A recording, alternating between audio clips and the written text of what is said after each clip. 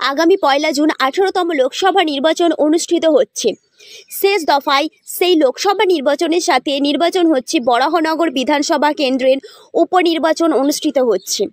আর মাত্র হাতে গোনা কটা দিন সেই নির্বাচনী প্রচারের যৌথ প্রচার সন্ধ্যাকালীন বরাহনগর পৌরসভার অন্তর্গত 3টি ওয়ার্ডে 9 নম্বর ওয়ার্ড, 10 নম্বর ওয়ার্ড এবং 11 নম্বর ওয়ার্ডে আজ সন্ধ্যায় দমদম লোকসভা কেন্দ্রে জাতীয় কংগ্রেস সমর্থিত বামফ্রন্ট মনোনীত সিপিআইএম প্রার্থী ডক্টর সুজন চক্রবর্তী এবং বরাহনগর বিধানসভা কেন্দ্রের উপনির্বাচনে জাতীয় কংগ্রেস সমর্থিত বামফ্রন্ট মনোনীত সিপিআইএম প্রার্থী তন্ময় ভট্টাচার্য যৌথভাবে প্রচার সারলেন।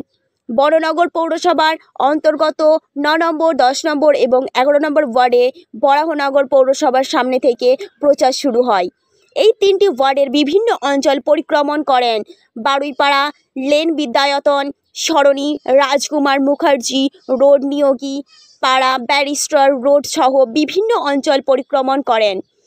সুজন চক্রবর্তী এবং তন্ময় ভট্টাচার্যের সাথে ছিলেন প্রাক্তন আইনমন্ত্রী রবিলাল মৈত্র, দুজন সিপিআইএম জেলা কমিটির অন্যতম সদস্য কিশোর গাঙ্গুলি, সানুরায় বরাহনগর বামফ্রন্টের অন্যতম নেতা অশোক ভট্টাচার্য, বরাহনগর সিপিআইএম 1 নম্বর এরিয়া কমিটির সম্পাদক বরুণ দেব ভট্টাচার্য সহ আইনজীবীদের রাজ্য সংগঠনের অন্যতম সদস্য রাজীব মৈত্র সহ সিপিআইএম এর সদস্য কর্মীর সমর্থক সহ ছাত্র, যুব, মহিলা এই প্রচার মিছিলে অংশগ্রহণ করে।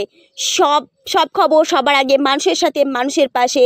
Report Syed Abu Jafar, MBS news.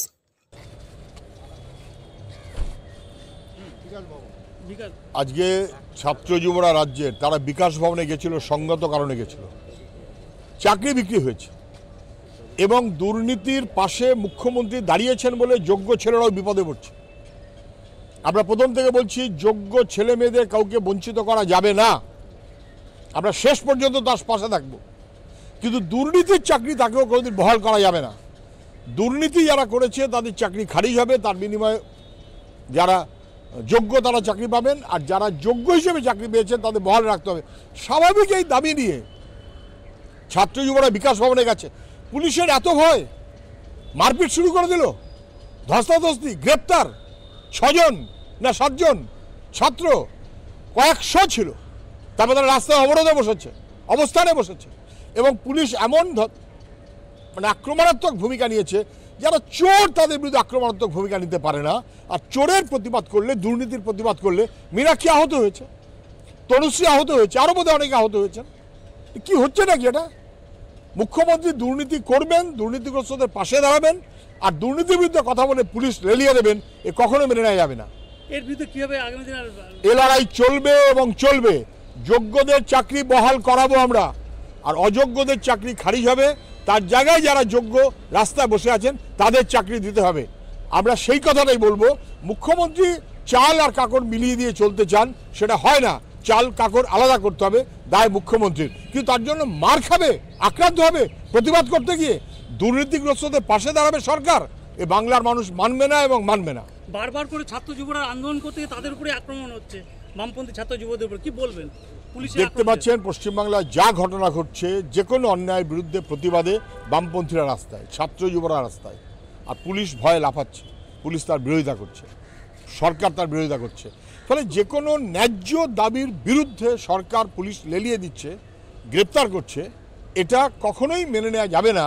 রাজ্যের ছাত্র যুবদের এবং বামপন্থী মানুষের লড়াই প্রতিদিন রাস্তায় আছড়ে পড়বে। মমতা ব্যানার্জি তাদের পছন্দ না হলেও আমাদের কিচ্ছু এসে যায় না। গিয়ে হেলিপ্যাডে পড়ে গেছেন, এর আগে মাথা ফাটলো, কত নির্বাচন আগে পা ভাঙলো। এই নির্বাচন আসলেই ওনার একটা করে মুখ্যমন্ত্রীর আগে একবার নির্বাচনের সময় পা ফাটলো, মানে ভেঙে গেল, ভাঙা পায়ে খেলা হলো। তারপর পঞ্চায়েত নির্বাচনের আগে হেলিকপ্টার নামতে গিয়ে হেলিকপ্টার নেমেছে বলে ওনার পা, যাই হোক উনি সুস্থ হয়েছেন। কদিন আগে মাথা না কপাল ফাটলো, যদিও কপালের ডান দিক ফাটলো কিন্তু বাঁদিকে ব্যান্ডেজ। লোকে তা নিয়ে হাসাহাসি করলো। আমি এ নিয়ে হাসাহাসি করার পক্ষপাতী না। লোকে হয়তো বুঝতে পারছে না, বাঁদিকে লাগলে কারোর ডান দিকে ব্যথা হতেই পারে, ডান দিকে লাগলেও কারোর বাঁদিকে ব্যথা হতে পারে। মানুষ হাসাহাসি করলো। আবার নাকি হেলিকপ্টারে কি বিপর্যয় হয়েছে ওনার। উনি কি একটু সুস্থ থাকতে পারেন না? ওনার সুস্থ থাকাটা তো জরুরি, উনি তো মুখ্যমন্ত্রী। উনি অসুস্থ বোধ করলে বা অসুস্থ থাকলে বা চিকিৎসার মধ্যে থাকলে মানুষেরও তো অসুবিধা হয়, বিপদ হয়। ফলে মুখ্যমন্ত্রী আমি জানি না কীভাবে নিজেকে সুস্থ রাখার চেষ্টা করবেন, নাকি অসুস্থ রাখার চেষ্টাতেই আসলে ওরা সুস্থ থাকার আগ্রহ, আমি জানি না সেটা। সিম্পাথি ভোট পাওয়ার চেষ্টা আমি বলতে পারবো না মুখ্যমন্ত্রী কিসে ভোট পাওয়ার চেষ্টা করছেন আমি জানি না, কিন্তু পশ্চিমবাংলার মানুষ বুঝেছে বাংলা ধ্বংসের দায়ে অপরাধী তৃণমূল, তাকে সাহায্য করছে বিজেপি।